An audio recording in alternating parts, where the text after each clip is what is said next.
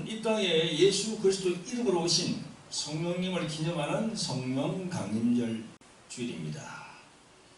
오늘 주신 본문은요, 요한복음 20장 21절로 23절, 그리고 사도행전 2장 1절로 4절까지입니다. 말씀 증거 제목은 저희를 향하사 숨을 내쉬며 성령을 받으라, 이렇게 예수님이 말씀하신 그 말씀대로 제목을 정했습니다. 말씀을 정하기 전에요, 저희들 먼저 광고를 좀 하겠습니다. 여러분, 저희들 교회에서는 해마다 저희들 한 2번에 걸쳐서 봄학기, 가을학기 해서 돌항아리 영상학교를 개최했습니다. 그래서 11기까지 했는데, 여러분들 잘 아시는 바와 같이 이 코로나 때문에 제대로 하지 못했어요. 이제 저희들 올해 이제 후반기 가을 학기로 9월부터 하려고 이 계획을 잡고 있습니다. 그래서 기도하고 있거든요. 그래서 여러분들 많은 호응이 있으시길 바랍니다. 여기 참가하시는 분들은요, 목사님들, 그리고 강도사님들, 장로님, 전도사님, 그리고 또 선교사님, 그리고 일반 또 집사님들도 이렇게 참여할 수 있습니다. 그래서 4개월 동안 저희들이 진행하거든요. 9월 1일부터 시작해서 12월 29일까지 매주 목요일 아침 10시부터 오후 한 5시까지 이렇게 하루 종일 그냥 말씀도 전가하고 또 뭐 찬양도 드리고 기도도 하고 사역도 받고 뭐 그런 과정을 거치는 거죠. 그러면 이런 걸 진행하기 위해서는 교재가 있어야 되잖아요. 이 교재는 제가 만든 이겁니다. 돌항아리 여행의 전제. 이 교재를 가지고 할 거고요. 4개월 동안. 그리고 또 한 교재가 또 있습니다. 여기. 돌항아리 영성 아카데미. 이 책으로 또 저희들이 갔습니다. 이런과 함께 4개월 동안 교육을 이제 받을 겁니다. 여러분, 저희들이 보면요, 이제 신학을 해서 목사 안수를 받잖아요, 그죠? 근데 그게 전부가 아니에요. 왜냐하면 신학교에서 가르치는 것은요, 논리적으로, 과학적으로 이렇게 좀 뭐랄까요, 이렇게 조직적으로 이렇게 가르치기 때문에 아무래도 이성적인 면이 많이 있어요. 그게 필요 없다는 것이 아니고 그게 꼭 필요합니다. 그럼에도 불구하고 제가 말씀을 드리는 것은 뭐냐면은 거기다가 영성 부분을 더 가미를 해야 돼요. 그 하나만 가지고 세상에 나와서 목사 안수를 받고 복음을 전한다는 한계가 있습니다. 왜냐하면 영적인 부분을 거기에 가미를 해야 되기 때문에. 그죠? 그래서 이런 돌항아리 영성학교가 필요한 거지요. 사실 큰 교회에서 이런 걸 해야 돼요. 큰 교회에 다니면은 당회장 목사님이 그런 마인드를 다 가지고 그런 학교를 운영하면서 종교를 키워내야 되거든요. 근데 사실상 큰 교회가 이걸 하진 않아요. 오늘 성령 강림주일 아닙니까?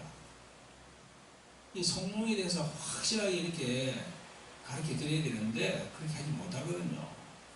그래서 이 돌항아리 영성학교, 이런 학교를 하나님께서 세우신 거예요. 그래서 외국에 계신 분도 들어와서 교육받고 나간 분도 있고, 저 멀리 또 선교사 나가는 분들도 이 교육을 받고 나가는 분도 있고. 그래서 여러분들 성령의 감동이 계신 분들은 안에 전화번호가 나가고 있으니까 전화번호로 이렇게 연락하셔서 그런 안내를 받으시기 바랍니다. 아멘. 여러분, 오늘 주님께서 주신 말씀을 한번 보겠습니다. 오늘은 특별히 성령 강림절이거든요. 그래서 성령에 대한 부분을 제가 말씀드리기를 원합니다. 자, 오늘 말씀을 한번 보겠습니다. 요한복음 20장 21절로 23절까지. 예수 그리스도 가라사대 너희에게 평강이 있을지어다. 아버지께서 나를 보내신 것 같이 나도 너희를 보내노라. 이 말씀을 하시고 저희를 향하사 숨을 내쉬며 가라사대 성령을 받으라. 너희가 누이 죄든지 사하면 사하여질 것이요 누이 죄든지 그대로 두면 그대로 있으리라 하시니라. 아멘. 그 말씀을 적어두고요. 조금 뒤로 나갑니다. 사도행전 2장 1절로 4절. 오순절 날이 이미 이름에 저희가 같이 한 곳에 모였더니 골련이 하늘로부터 급하고 강한 바람 같은 소리가 있어 저희 앉은 온 집에 가득하며 불의 해같이 갈라지는 것이 저희에게 보여 각 사람 위에 임하여 있더니 저희가 다 성령의 충만을 받고 성령이 말하게 하심을 따라 다른 방언으로 말하기를 시작하니라. 아멘. 성도 여러분, 오늘도 유튜브로 함께 하나님의 말씀의 은혜를 받으시는 구독자 여러분 반갑습니다. 오늘은 성령께서 이 땅에 오신 것을 기념하는 성령 강림절입니다. 하나님은 약속의 하나님이라고 성경은 전가합니다. 2000년 전에 예수님이 십자가에서 죽으시고 부활하셔서 제단 앞에 딱 나타나셔서 하신 말씀이 오늘 요한복음 20장 21절 이하에 있는 성령을 받으라 이 말씀이에요. 참 중요한 말씀입니다. 왜 성령을 받으라고 했을까? 예수님께서 참 중요한 말씀입니다. 예수 그리스도께서는요 부활하신 후에 40여일간 이 땅에 제자들과 함께 계시다가 성천하시거든요. 그래서 예수님이 성천하신 후에 10일이 지나서 50일이 딱 될 때 그때 성령이 딱 오셨어요. 50을 뭐라고 그랬죠? 오순이라고 해서 오순, 한국말로 오순. 40일을 사순, 50일을 오순. 그래서 50일 만에 성령이 오셨다고 오순절이라고 하는 거예요. 아시겠어요? 그래서 순복음교회 같은 경우가 오순절 교회지. 성령에 대해서 이제 그렇게 말씀하고 있는 교회니까. 예수님이 요한복음 20장에 말씀하셨는데 그 말씀하신 것이 바로 사도행전 2장 1절부터 4절까지 그게 그대로 탁 성령께서 나타나신 겁니다. 아멘. 성도 여러분, 성경은요 하나님의 약속의 말씀이라고 서두에서 제가 말씀드렸습니다. 성경학자들에 의하면요 하나님께서 성경을 통해서 약속하신 그 숫자가 32,500여 가지가 된답니다. 참 많죠, 그죠? 그 많은 약속 중에서 오늘 우리가 기념하는 이 성령 강림절도 그 약속 중에 하나입니다. 오늘 이 시간 성령님을 보내주신 하나님 아버지께 영광 돌리시는 성도 여러분들이 되시기를 예수 그리스도 이름으로 축원드립니다. 아멘. 성도 여러분, 오늘 또 유튜브를 통해 말씀을 들으시는 구독자 여러분, 하나님께서는 말세에 성령을 보내주신다고 하셨는데요, 그 약속의 말씀이 어디에 있는지 알아보겠습니다. 그냥 말씀한 게 아니고요, 예언을 다 하셨어요. 말세에 성령을 보내주신다고. 자, 먼저 구약으로 한번 가볼까요? 먼저 구약으로 가보면 요엘서 2장 28절 29절에 이런 말씀이 나옵니다. 그 후에 내가 내 신을 만민에게 부어주리니 너희 자녀들이 장래일을 바랄 것이며 너희 늙은이는 꿈을 꾸며 너희 젊은이는 이상을 볼 것이며 그때에 내가 또 내 신으로 남종과 여종에게 부어줄 것이며 이렇게 예언하고 있습니다. 성도 여러분, 구약의 요엘서 2장에 이렇게 예언된 말씀을 신약의 사도 베드로 그분이 사도행전 2장 16절부터 또 얘기를 합니다. 그걸 인용하는 거야. 베드로 사도 그분이 인용합니다. 이는 곧 선지자 요엘로 말씀하신 것이니 일렀으되 하나님이 가라사대 말세에 내가 내 영으로 모든 육체에게 부어주리니 너희의 자녀들은 예언할 것이요 너희의 젊은이들은 환상을 보고 너희의 늙은이들은 꿈을 꾸리라. 그때에 내가 내 영으로 내 남종과 여종들에게 부어주리니 저희가 예언할 것이요. 이렇게 사도 베드로가 다 그걸 인용하는 겁니다. 그래서 여러분 구약과 신약이 짝이 다 있는 거예요. 구약과 신약이 짝이 있다는 얘기 많이 들어봤죠? 구약과 신약이 짝이 있다. 그 짝이다 소리가 뭔가 하면은 구약에 있는 말씀을 사도들이 그렇게 이렇게 인용을 한다는 겁니다. 예수님도 많이 인용했어요. 그 마태복음 보면요, 사상에 보면 예수님이 광야에서 마귀에게 시험받을 때 무슨 말씀을 인용했습니까? 3번 딱 그 시험받았죠, 그죠?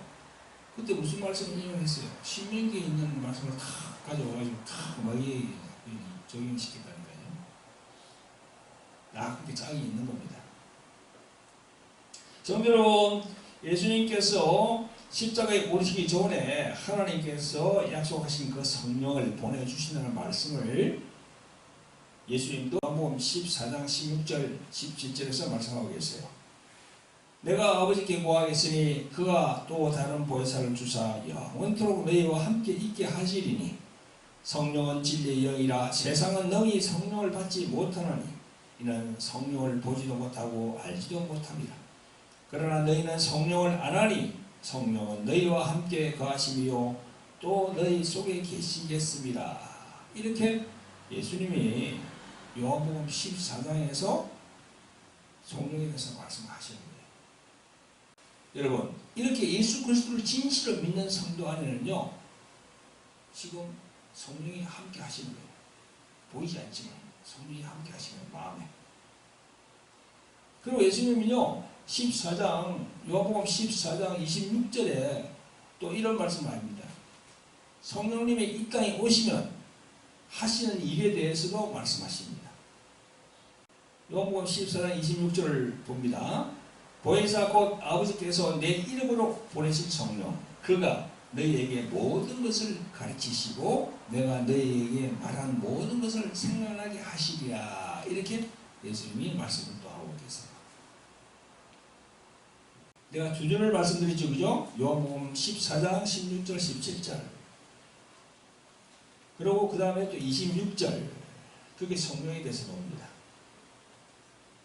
성도 여러분, 요한복음 14장 16절 17절. 그 다음에 똑같은 14장 26절. 이 세 구절을 종합해보면 나 외에 다른 보혜사가 또 온다. 너에게 올 거다. 그러죠. 그분은 나처럼 보이는 사람이 아니고 영으로 오신다는 거예요. 아멘? 아멘. 2000년 전에 오신 예수님은 우리 눈으로 보이는 분이야. 그분이 십자가에 달렸어요. 피를 흘려서. 그리고 부활해가지고 하늘로 성천했단 말입니다. 근데 지금 오신 분은 육체로 오시는 게 아니고 영으로 오신다는 거예요. 보이지 않는 영으로. 그래야만이 온 세상에 예수님의 복음이 전파될 수 있거든요. 예수님이 부활하셔가지고 이스라엘 거기서 계속 살아 계셨다 하면 어떻게 됩니까? 지금 몇 살이죠? 20살 정도 되겠죠, 그죠? 그렇게 있을 수 없는 겁니다. 그래서 예수님께서는 제자들에게 내가 너희와 함께 있으면 좋은데 그렇게 할 수 없다. 내가 올라가서 다른 보혜사 성령을 너희에게 보내주마. 그렇게 말씀하신 거예요. 아멘? 그래서 그 성령님은 진리의 영이라고 했습니다. 여러분, 세상은 얼마나 거짓과 위선이 난무합니까? 지금 보면. 그런데 성령님은 진리의 영이라고 했어요. 그래서 우리가 성령을 받으면 자꾸 자기가 이 거짓된 걸 버리고 자꾸 참되신 그 예수님의 말씀을 쫓아서 바르게 살라고 자꾸 노력하는 거예요. 성령을 받으면. 근데 성령님을요, 저 세상 사람들은 알지도 못하고 받지도 못한다고 했습니다. 말씀에 나와 있잖아요. 성령님은 아버지께서 예수 이름으로 보내시는 분이라 했거든요. 그래서 하나님의 영이세요. 성령님은. 그리고 성령님은 예수님을 믿는 신자 마음속에 계신다고 했어요. 또 성령님은 믿는 신자들을 가르치신다고 했어요. 성령님은 예수님이 말씀한 모든 것을 생각나게 하신다 했습니다. 그래서 우리가 말씀을 이제 보면요, 말씀을 막 읽잖아요. 그 말씀이 탁 생각나게 하는 거예요. 어디 그게 무슨 구절이 있는데 탁 기도하면 그게 탁 생각이 나는 거예요. 그 말씀대로 살게 하신다는 거예요. 아멘. 성령님은 우리로 하여금 어리석은 부분을 그걸 제하게 하시는 거예요. 우리 인간들이 얼마나 어리석고 미련하고 또 교만합니까? 그걸 성령께서 우리 안에 오셔가지고 자꾸 그걸 제하해 버린다는 거예요. 깨끗하게 하신다는 거예요. 그래서 성령 그분이 참 중요합니다. 우리에게. 성도 여러분, 주의 종이 되기 위해서는요, 우리는 신학이라는 학문을 시작하게 됩니다. 그런데요, 신학은 우리들에게 꼭 필요한 것은 분명하지만 성경을 알고 깨닫는 것을 신학으로는 한계가 분명히 있어요. 신학을 영어로 뭐랍니까? 디알리지라고 해요. 디알리지. 신학. 우리 이제 한글로도 신하면 그 하나님한테 하는 신이거든요. 하나님 할 때 신, 그거. 학은 뭐예요? 학문할 때 학이야. 배울 학자. 그러니까 하나님을 알게 하는 학문이라는 거지. 영어도 마찬가지야. 디알리지. 앞에 디 위에 하나님이거든요. 알리지 뭡니까? 학문. 똑같아요. 한글이나 영어나 다 똑같아요. 뜻이. 이 신학은요, 다분히 이성적인 면이 있어요. 이성적으로 이 이해하기 힘든 이 성경의 난제들을 과학적으로, 논리적으로 해석해요. 인간의 이성에 맞추려고 그렇게 노력을 합니다. 신학은. 그래서 우리가 어떤 교회를 많이 볼 때 그 교회가 신학 학문으로 잘 짜여진 교회는요, 성령님이 들어갈 자리가 없어요.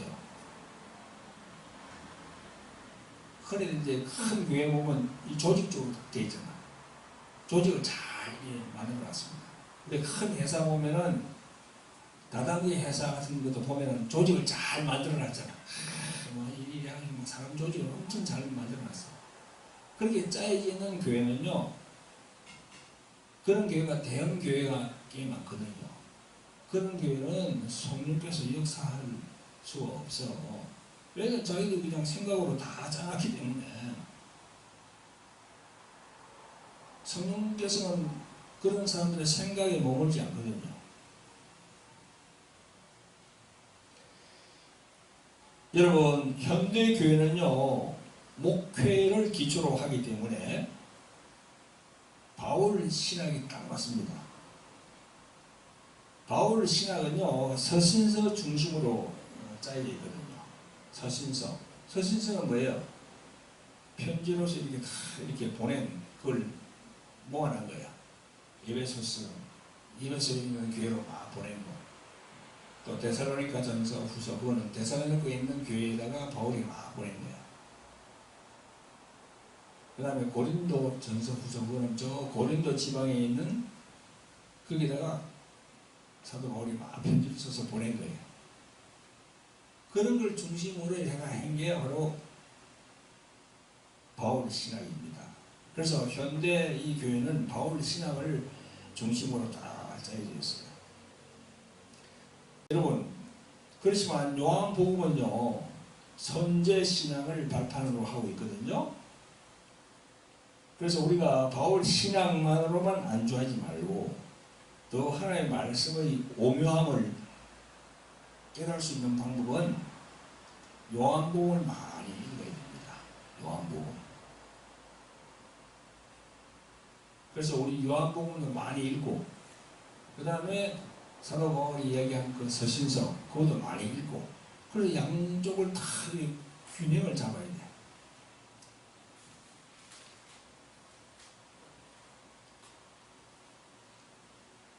여러분, 신학적인 해석은요, 합리적이어서 궁금한 것을 해결해 주는 것 같이 보여 지지만 어쩔 수 없는 한계가 오게 되어 있습니다. 그래서 우리는 성령님에게 간구해서 깨달음을 얻어야 됩니다. 그래서 요한복음 16장 12절 13절에 보면 이 부분을 잘 말씀하고 있습니다. 내가 아직도 너희에게 이를 것이 많으나 지금은 너희가 감당치 못하리라. 그러하나 진리의 성령이 오시면 그가 너희를 모든 진리 가운데로 인도하시리니 그가 자의로 말하지 않고 오직 듣는 것을 말하시며 장래일을 알리시리라 했어요. 이게 무슨 말씀이냐면요, 그때 제자들에게 예수님이 말씀하시면서 내가 너희들에게 이룰 게 많은데 지금은 너희가 감당치 못하리라. 지금은 이 하나님의 경륜이 막 이루어지고 있는 이런 거 있잖아요, 그죠? 그럼 너희들이 감당을 못한다는 거야. 이해를 못한다는 거야. 무슨 말인지 알겠죠? 감당을 못한다는 거야, 제자들이. 그래서 제자들이 그러잖아. 부활하신 예수님을 앞에 두고도 진짜 부활했나 해가지고 예수님이 도발을 오고 너 그렇게 의심이 되거든. 이리 와서 너 손가락으로 내 창 찔린 이 여기를 한 만져봐라.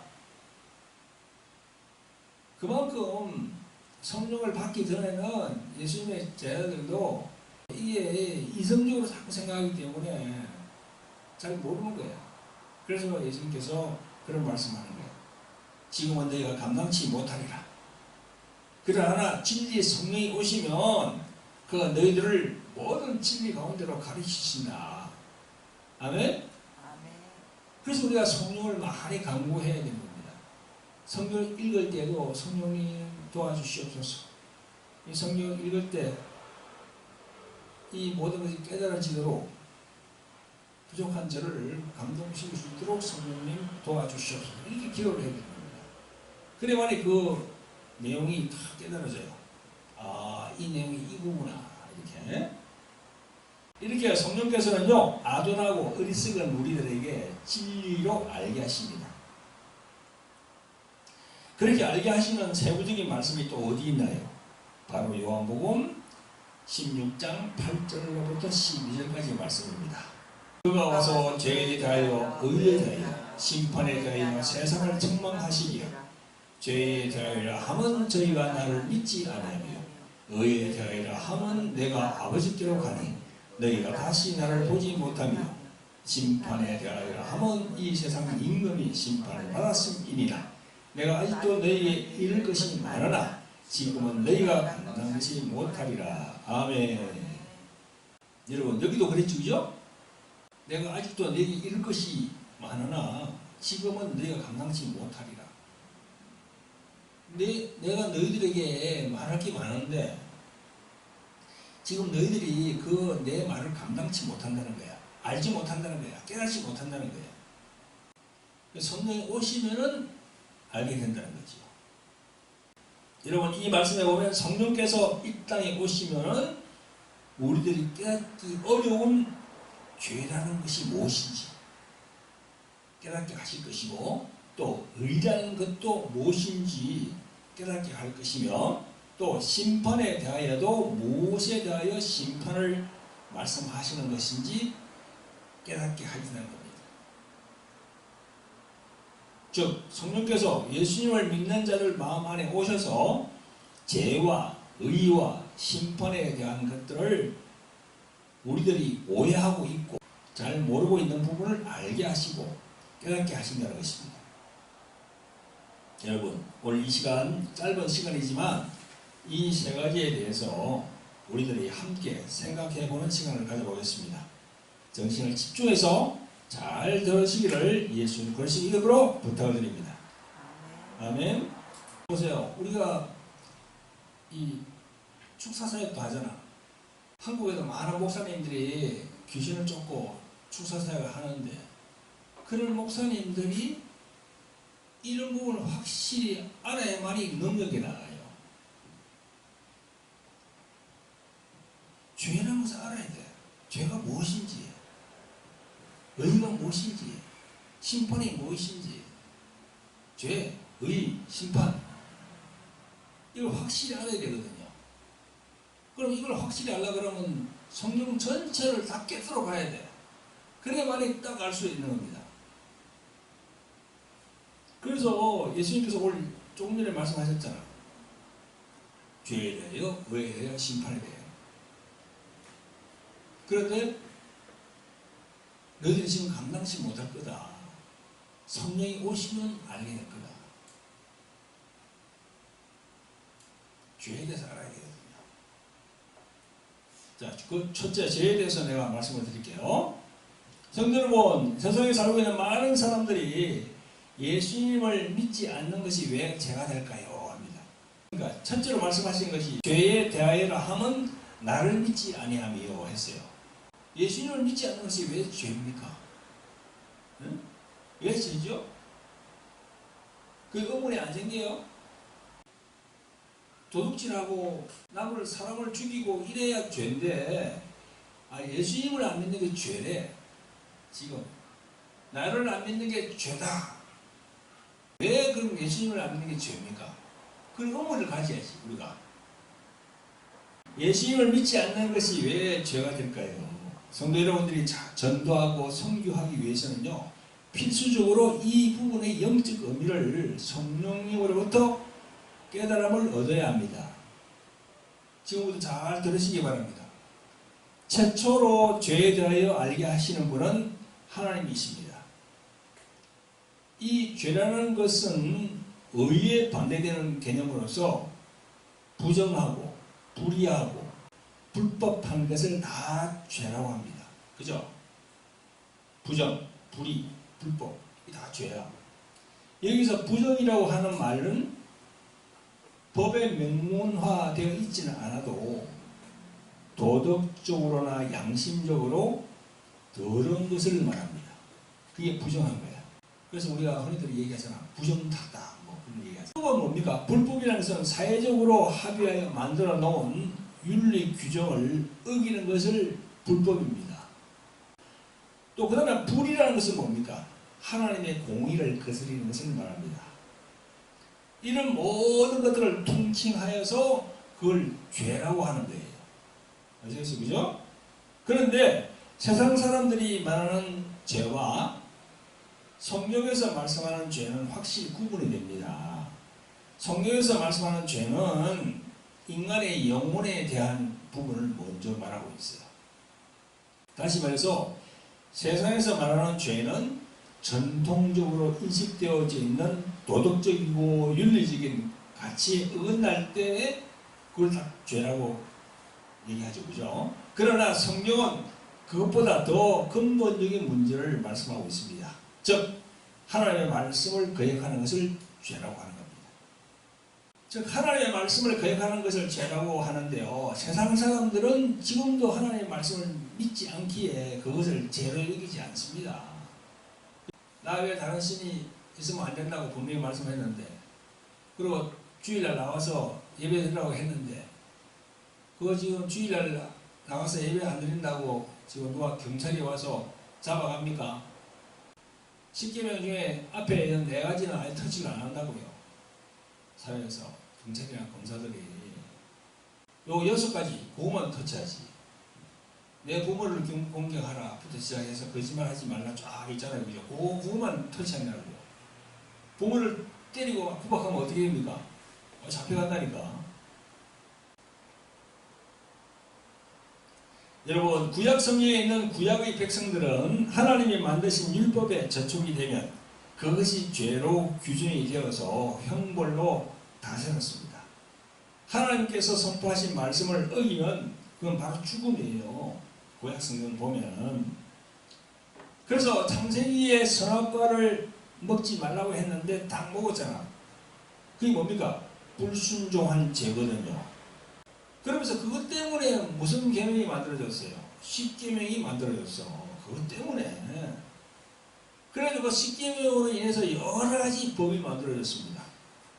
여러 신행법이 막, 밑에 뭐 모세의 법을 보면은 10계명뿐만 아니고 막 그냥 막 법이 만들어졌어요.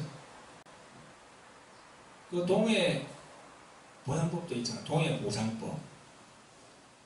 우리 율법에 보면은 야, 너가 다른 사람의 소, 너 소가 다른 사람의 밭에 들어가지고 막 농작물을 엉망을 만들었어. 그러면 이 농작물 값을 갖다가 계산해야 된다는 거야. 율법에 다 나와요. 그러니까 지금도 그렇잖아. 지금도 우리가 이 차를 몰고 가다가 나무차를 받았어. 그래, 그 사람, 그 차가 그냥 완전히 망가졌어. 그러면 어떻게 됩니까? 내가 물러줘야지. 보상해야지. 그게 모세 율법에 다 나와 있다니까요. 그래서 하나님께서는 십계명을 비롯해서 여러 가지 율법을 제정을 했습니다. 그래서 그게 이제 성경에서는 율법 안에다가 인간을 딱 가뒀다는 거야. 그래가지고 너희들이 지금부터 십계명과 여러 가지 그 법을 지키지 않으면 너희들은 사망이다, 죽는다는 거야. 그런데 하나님께서 누구를 보내주십니까? 예수 그리스도를 다 보내주신 거야. 독생자 그분을. 그분에게다가 모든 걸 다 그냥 다 올렸어요. 예수님의 어깨에다가 모든 걸 다 올렸어. 인간의 모든 죄를 다 올렸어. 그래가지고 하나님 아버지께서 자기 아들을 십자가에 다는 거야. 그래서 그 인간의 모든 죄를 대신해서 예수님이 십자가에 다 달리는 겁니다. 그래서 죽으시거든요. 그러니까 그 죽으셨다는 것은 내 죄가 예수님을 믿으면 내 모든 죄가 원죄로부터 내려오는 모든 죄, 자원죄가 예수님의 십자가에서 다 끝났다는 거예요. 이제 원죄를 속량했다는 겁니다. 속량. 그러니까 속량이라는 것은요, 속신이라고도 하는데 이게 무슨 말인가 하면 종의 신분에서 이제 양민의 신분으로 바뀌었다는 거야.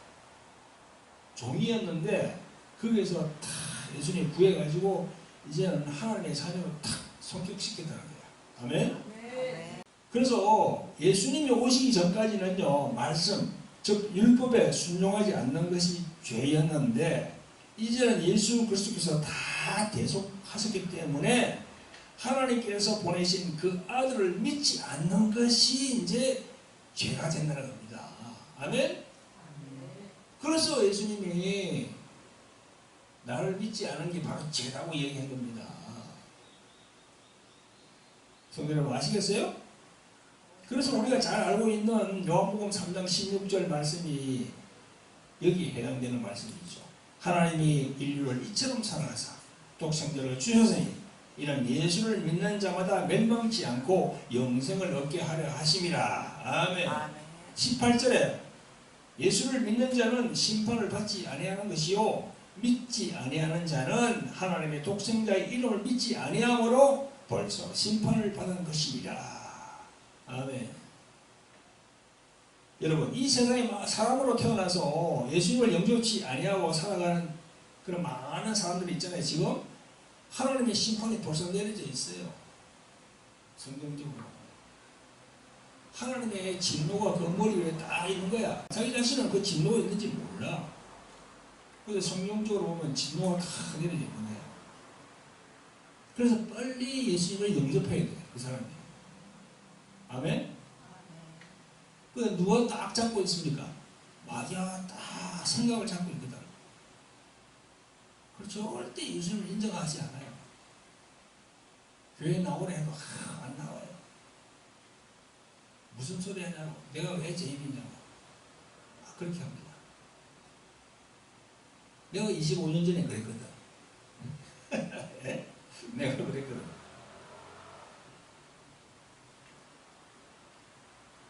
그리고 보세요. 요한복음 3장 18절에 예수를 믿는 자는 심판을 받지 아니하는 것이요 믿지 아니하는 자는 하나님의 독생자의 이름을 믿지 아니함으로 벌써 심판을 받은 것이니라. 이 심판을 다 받은 상태라니까. 많은 사람들이. 이러므로 죄 중에 제일 큰 죄는 예수님을 믿지 않고 있는 죄입니다. 그래서 예수님은 죄에 대하여 함은 나를 믿지 아니하는 것이 죄다라고 얘기하신 거예요. 이제 이해가 됩니까? 아, 예수님 믿지 않는 것이 죄구나. 이거. 어? 도둑질하고 살인하고 그런 죄보다 이 예수님을 믿지 않는 죄가 큰 죄구나. 그걸 우리는 믿어 생각해야죠. 여러분 마태복음 5장에 보면요. 팔복이 있습니다. 팔복 8가지 복이 나와요. 거기 보면 7절에 보면 긍휼히 여김을 받는 자는 복이 있다라고 하셨거든요. 그 긍휼은 무엇을 말합니까? 예수님을 믿는 자에게만 주시는 하나님의 선물이야. 아멘. 긍휼히 여김을 받는 자. 내가 예수님을 믿었기 때문에 하나님 아버지가 이제 긍휼을 주신 거야. 그래, 너는 죄인이지만 이제 너 예수님을 내 아들의 그 피 흘림을 믿었지. 그래서 내가 하나님의 자녀로 인정한다. 그런 말씀이죠. 그 선물이 예수 그리스도의 있음을 믿는 성도 여러분들이 되시고 지금도 죽은 영혼으로 있는 많은 사람들을 전도하고 선교하는 여러분들이 되시기를 예수 그리스도의 이름으로 부탁을 드립니다. 아멘. 그래서 내년에 6월달이나 7월달에 제가 여기서 반대편이야. 완전 반대편. 지구 여기서 우리 땅으로 아마 막 땅으로 내려가면 쫙 내려가면 반대편에 가면 거기가 과테말라라는 곳이에요. 중남미. 그 25년 전에 제가 거기서 예수님을 먼저 믿었거든. 예수님을 믿고 회심한 장소거든요. 그래서 상원님하고 저하고 또 다른 분들하고 이렇게 선교단을 꾸려서 내년에 선교 가려고 그러는 거지. 거기 가서 뭘 합니까? 그 놀러 가는 건 아니잖아. 거기 관광 가는 게 아니죠. 거기 가서 내가 조금 전에 말씀드린 예수님을 알리는 거야. 이런 내용들을 알려주는 거야. 예수님을 믿지 않는 것이 왜 죄인지 그걸 쫙 창세기보다 쫙 얘기를 해줘야 딱 알아듣지. 그거 없이 그냥 예수님을 안 믿으면 죄인입니다. 지옥 갑니다. 그러면 깨닫지 못해요. 창세기부터 다 그런 내용을 다 얘기해 줘야 돼. 말은 그 사람들 스페인어 말을 쓰니까 내가 이제 가면 옆에서 통역하는 사람이 있지. 통역하는 사람도 지금 하나님께서 주셨거든요. 근데 그 사람하고 지금 내가 카톡으로 연락하고 있습니다. 여성분이 이제 30몇 살인데 애기 엄마더라고요. 전도사인데 그 나라 사람이야. 그리고 그 나라 사람이 이제 통역하면 되는 거죠. 옆에서 이렇게. 나도 좀 스페인 말 하지만 우리 사람이 좀 하지만 이렇게 설교까지 할 수 있는 그런 스페인 말 실력은 안 되니까 그 사람이 옆에서 이제 통역을 해야 되는 거죠. 자, 첫째는 이제 그렇게 교회에 대해서 말씀하고 두 번째는 뭡니까? 의에 대해서 말씀했어요. 의에 대하리라 하면 내가 아버지께로 가니 너희가 다시 나를 보지 못하며 이랬습니다. 예수님이 이와 같이 말씀하신 것은요. 이 세상의 의는 하나님의 독생자이신 자신만이 의인이라는 겁니다. 이제 자기 자신이 하늘로 가기 때문에 다시는 너희들이 나를 보지 못한다는 그런 말씀이지요. 여러분 구약에서 말하는 의인과 신약에서 말하는 의인은 그 말하는 의미가 약간 다릅니다. 구약에는요 의인은 신분상의 의인이 아니라 그 의를 사모하는 자들을 일컫는 말이고 신약에서는 예수님 이분 자체가 의인이라는 겁니다. 아멘? 예수님만 의인이에요. 그분이 하나님이시니까. 그래서 구약에서는요 노아, 룻 또는 또 아브라함 등을 의인이라 했고 신약에서는 오로지 예수 그분만이 의인입니다. 하나님의 독생자이기 때문에. 그래서 여러분 이 세상에는요 두 사람만 있습니다. 이 세상에 지금 엄청나게 많잖아. 사람들이 계속 죽고 나고 계속 뭐 70억 뭐 이제 곧 80억까지 간다고 그러잖아. 근데 그 많은 인구들 그게 이제 계속 이렇게 이제 아담으로부터 계속 내려온 거죠. 그런데 그런 사람의 그런 수없이 많지만은 딱 두 사람만 있어요. 영적으로 보면 첫사람 아담과 마지막 아담 예수님 뿐입니다. 딱 두 사람만 있다니까. 수많은 70억 인구가 있지만 영적으로 보면요 딱 두 사람이야. 첫사람 아담, 마지막 아담 예수님. 그게 뭔가 하면요 마지막 아담 예수 그리스도를 믿어야만이 천국 갈 수 있다는 거예요. 아멘? 여기 보면 사도 바울이 고린도전서 15장 45절에서 이렇게 말씀합니다. 기록된 바 첫 사람 아담은 산영이 되었다 함과 같이 마지막 아담은 살려주는 영이 되었나니 이랬습니다. 성도 여러분, 그러므로 첫 사람 아담은 이미 죄인입니다. 그 다음에 마지막 아담 예수님은 의인이에요. 마귀가 사람들을 선동하여서 예수님을 십자가에서 죽였었으나 하나님이 그를 살리셔서 하늘로 올리셨어요. 그래서 의에 대하여 하면 죄 없으신 의인인 내가 아버지께로 가니 너희들이 다시는 나를 볼 수 없다. 그렇게 하신 겁니다. 아시겠어요? 그러므로 예수 그분을 우리가 믿을 때 우리가 의인으로 칭함을 받는 겁니다. 그걸 신학적으로 뭐라고 하냐면요, 칭의라고 해요. 칭의. 영어로는 justification입니다. 칭의. 네가 죄인이지만 내가 의인으로 칭한다는 거야. 지금부터 의인으로 칭한다는 거야. 아멘?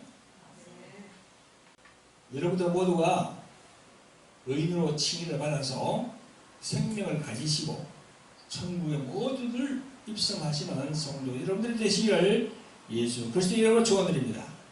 아멘. 이 마지막으로 셋째로 심판에 대해서 말씀을 드리겠습니다. 요 보니까 심판에 대하여 하면 이 세상 임금이 심판을 받았습니다 이랬어요.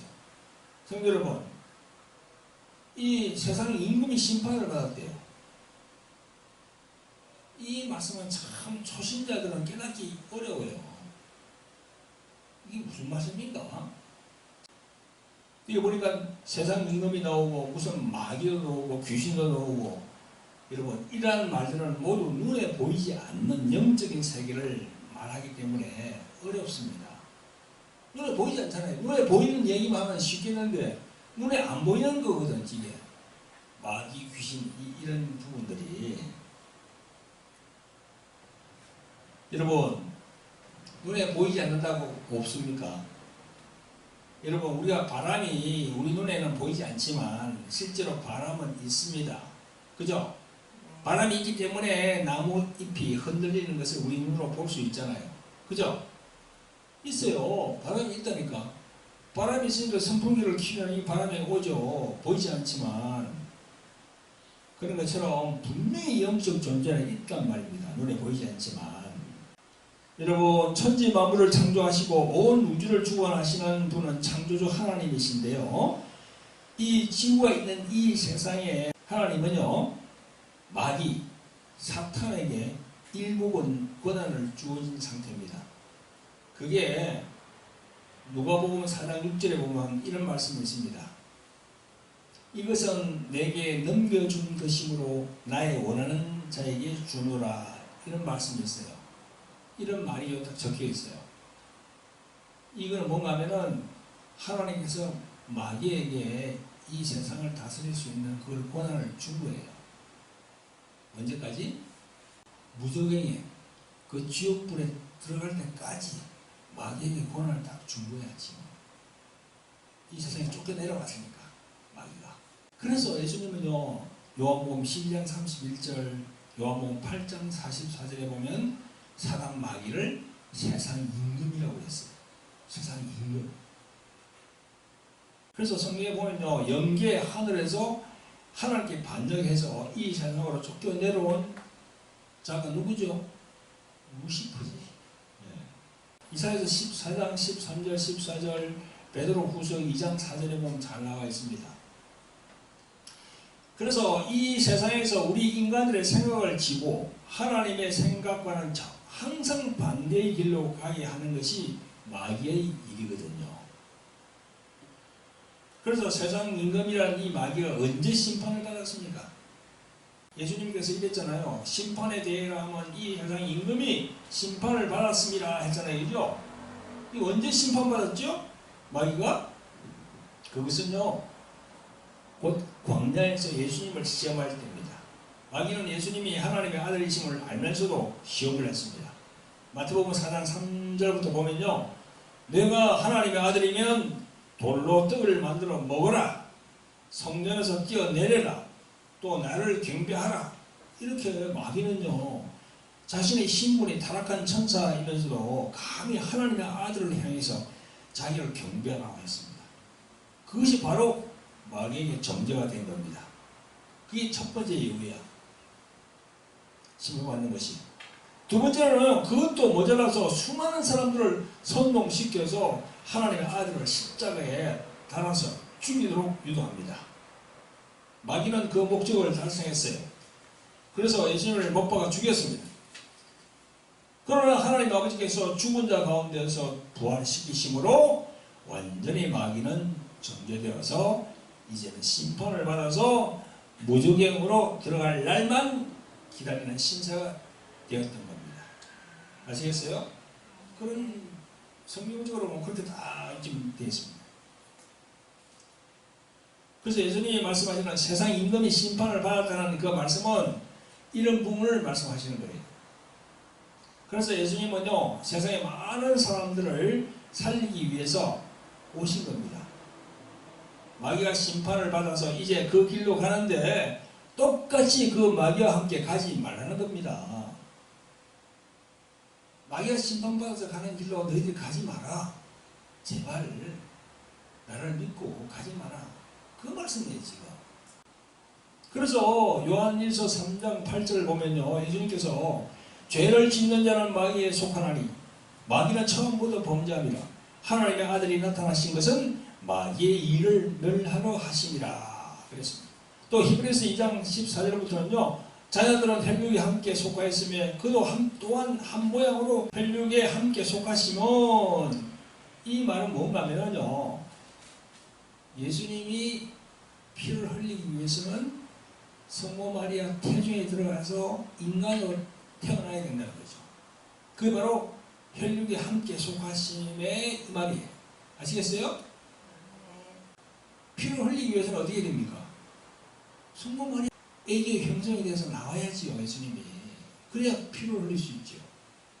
영으로는 피를 흘릴 수가 없거든요. 함께 속하시면 사망으로 말미암아 사망의 세력을 잡은 자 곧 마귀를 멸하시며 또 죽기를 무서워함으로 일생에 매여 종로로 타는 모든 자들을 놓아주려 하심이니. 아멘. 성도 여러분, 이 세상 임금 마귀가 심판을 받아서 그 마귀가 가는 길에 우리 인간들이 같이 가서는 안 된다는 겁니다. 그래서 예수님은 성령으로 말씀하는 거야. 수많은 인생들아, 내 말을 들어라. 마귀가 심판받아서 가는 그 지옥에 제발 가지 말거라. 나를 믿으면 그곳으로 가는 것은 피할 수 있다. 그렇게 말씀하는 거예요. 그래서 우리가 예수님을 믿어야 되는 겁니다. 그럼 믿지 않는 게 죄라니까요. 그게. 예수님 믿어도 되고 안 믿어도 되고 그게 아니야. 선택이 아닙니다. 이거는 필수야. 예수님 믿어야 돼. 이거는 우리가 시험 치다 보면 선택 과목이 있고 필수 과목이 있지. 그죠? 선택은 내가 뭐 선택하는 거야. 그냥 이걸 할까 저걸 할까. 필수는 뭐예요? 꼭 해야 되는 거야. 예수님은 꼭 믿어야 되는 겁니다. 아멘? 근데 세상 사람들은 참 이거 암만 이야기해도 그냥 믿질 않잖아요. 왜 그렇습니까? 세상 사람들은 눈은 있어도 보지 못해요. 귀가 있어도 들리지 않습니다. 또 교회 나오는 신자도요, 성령을 받지 않으면 이 진리의 말씀을 모릅니다. 종교인처럼 그냥 교회 나오면 뭐 좋은 일 하고 착한 일 해서 그냥 그걸로 그냥 천국 가는, 천만에요. 심지어 목사님들도 안수를 받아서 목회를 하는 목사님들도요, 성령을 제대로 받지 않으면 오늘 요한복음 16장 8절부터 12절까지 있는 죄에 대하여, 의에 대하여, 심판에 대하여 이 부분의 영적인 의미를 제대로 알지 못해요. 이거는 정말 화급한 일이거든요.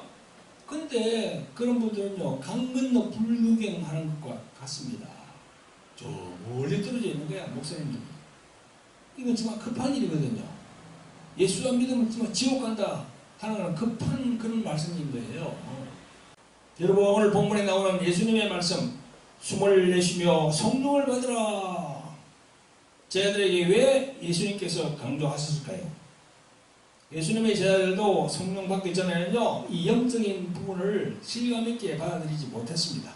그래서 예수님이 제자들에게 강조하시는 것입니다. 예수님이 이 말씀을 하신 때가 언제입니까? 부활하신 후에 제자들과 함께 있을 때였습니다. 이때까지도 제자들은요, 뭐가 어떻게 돌아가는지 전혀 알지를 못했습니다. 그래서 도마 같은 경우에는 의심하는 거야. 예수님이 부활했다고 그러는데. 그래서 그걸 아시고 예수님이 너 내 여기 못자국을 보고 손에 여기에 창자국을 봐라. 그렇게 하신 거예요. 무엇이 어떻게 돌아가는지 몰라요. 왜? 성령을 아직 받지 않았으니까.